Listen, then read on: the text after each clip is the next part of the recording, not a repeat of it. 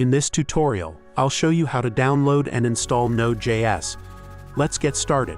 First, open your web browser and go to Google. In the search bar, type Node.js. Click on the official website. On the homepage, you'll see two download options: the LTS version and the current version. For most users, it's best to download the LTS version for stability. Click the LTS download button, and the installer file will start downloading automatically. Right-click the installer and select Open. The setup wizard will appear. Click Next to continue. Accept the license agreement by clicking Next again. Leave the installation path as default unless you want to change it.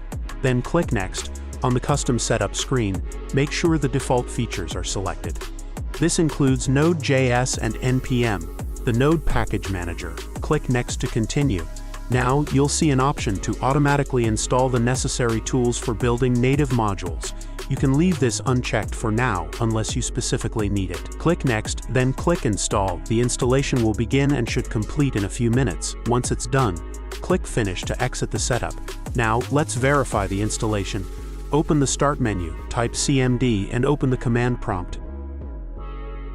In the terminal, type node -- version, then press Enter.